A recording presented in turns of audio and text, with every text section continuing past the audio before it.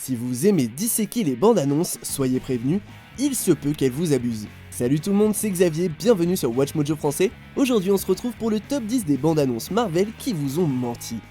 I know you know what I'm talking about. So don't mess with me.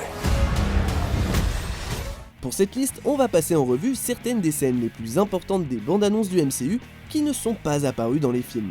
Nous passons également en revue les scènes qui sont présentes mais qui ont été modifiées.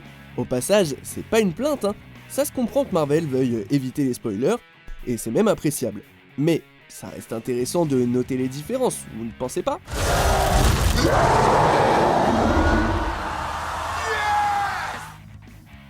Numéro 10, les jambes manquantes de Spider-Man, Avengers Infinity War.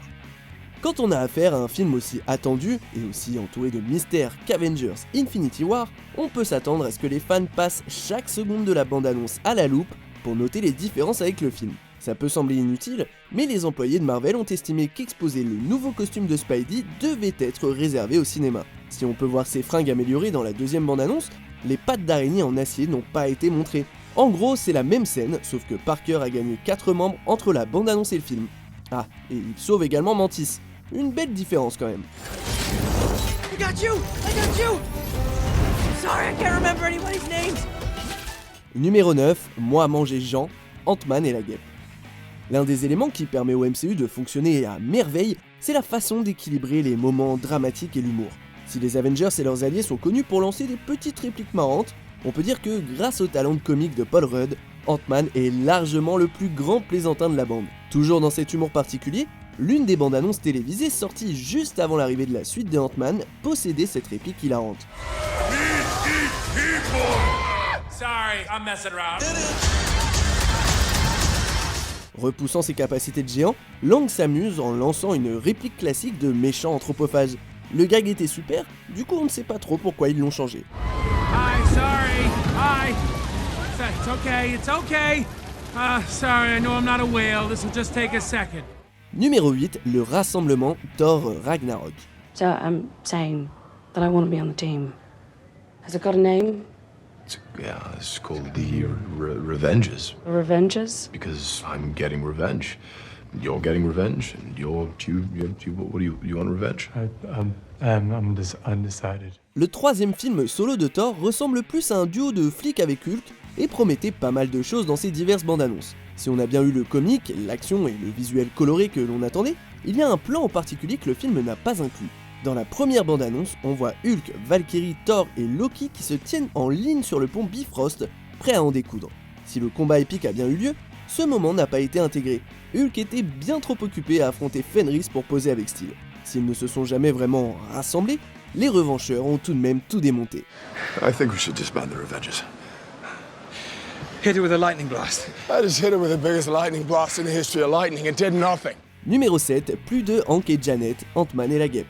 Your mother saved thousands of lives that day, knowing she'd be lost in the quantum realm. Alone, afraid, gone forever. Quand on a appris pour la première fois que la version de Ant-Man du MCU serait Scott Lang, beaucoup de fans ont été déçus en comprenant que Hank Pym ne serait pas vraiment abordé. Avec la deuxième bande-annonce de Ant-Man et la guêpe cependant, on avait l'impression qu'il aurait droit à plus de temps d'écran, et avec Janet en plus. Pour être honnête, beaucoup de gens ne l'ont même pas réalisé, mais les spectateurs attentifs ont vu cette scène en particulier, où Ant-Man et la guêpe portent des costumes rétro, ce qui suggérait en fait un flashback vers le temps où Hank et Janet étaient des justiciers. Au final, ces scènes sont restées sur le bord de la route, au profit d'une histoire plus concentrée. Numéro 6, le mauvais héritier sur le trône, Black Panther. You know where I'm from.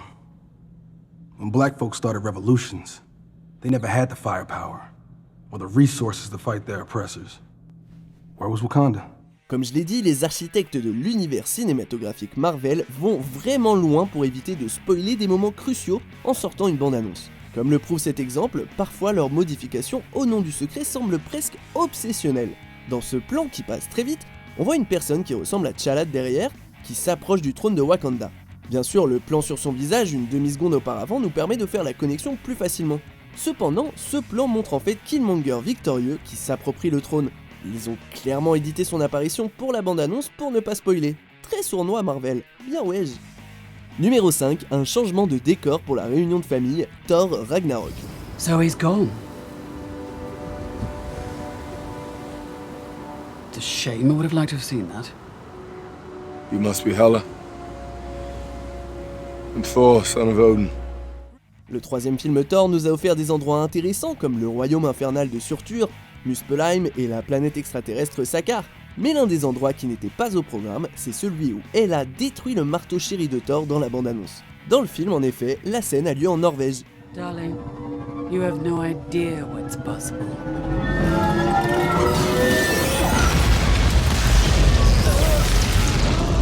D'après Jake Morrison, chef des effets spéciaux, ce changement s'est fait à la dernière minute, mais comme il s'agit de l'endroit où Odin fait ses adieux, le réalisateur Taika Waititi a fait le bon choix. Numéro 4, des pierres en moins, Avengers Infinity War. Le fait que Spider-Man ait eu ou non des membres supplémentaires en acier n'est qu'un changement mineur. Si Marvel n'avait pas modifié le gant de Thanos, alors beaucoup de plans clés utilisés auraient spoilé le film. Et oui, il semblait inévitable que Thanos collecte les gemmes de l'infini, mais avoir l'information dans la bande-annonce aurait complètement modifié l'expérience des spectateurs. Les fans ont rapidement noté, lorsque la bande-annonce est tombée, que Thanos ne semblait être en possession que de 2 pierres en affrontant Captain America. Du coup, c'était peut-être l'occasion de l'éliminer, non ? Eh bah non, parce que à ce moment du film, en fait Thanos possède 4 des 5 gemmes. Numéro 3, l'œil de Thor, Thor Ragnarok. A l'exception de War Machine, jusqu'à Avengers Infinity War, la plupart des héros avaient en général réussi à éviter des dégâts corporels permanents pendant leurs exploits héroïques. Ainsi, le fait que Thor perde carrément un œil était tout un événement. Forcément, les employés de chez Marvel voulaient garder le secret jusqu'à la sortie du film, et la blessure a été retirée de la bande-annonce, même dans les plans qui ont lieu après l'événement dans le film. Comme Thor brille déjà d'énergie dans ce plan, on imagine que le département des effets spéciaux n'a pas eu à se fouler pour donner au dieu du tonnerre ses 2 yeux dans la bande-annonce. Numéro 2, Tony et Peter, Spider-Man Homecoming. If you even cared, you'd actually be here. I did listen, kid. Le premier film solo de Spider-Man dans le MCU était au top. Cela dit, si la plupart des modifications dont on parle aujourd'hui permettent d'éviter des spoilers, et semblaient donc justifiées, ce changement est plus décevant. Il s'agit de l'un des plans les plus cool de toute la bande-annonce, et ce passage de Spidey et Iron Man qui parcouraient New York ensemble semblait être génial. Mais on n'a pas eu droit à la scène dans le film, puisque ce plan n'était pas fait pour le film, mais plutôt précisément pour la bande-annonce, pour donner envie aux spectateurs de voir Spider-Man et Tony travailler ensemble. Mais bon, heureusement, le film n'en avait pas vraiment besoin. Thank you, Mr. Stark. Yes, Mr. Parker. Very well. See you around. Hop hop hop, avant de connaître le numéro 1, n'oubliez pas de vous abonner et d'activer la petite cloche. Ça prend 2 secondes et comme ça, vous ne manquerez pas nos prochaines vidéos. Numéro 1, Hulk dans le royaume du Wakanda, Avengers Infinity War.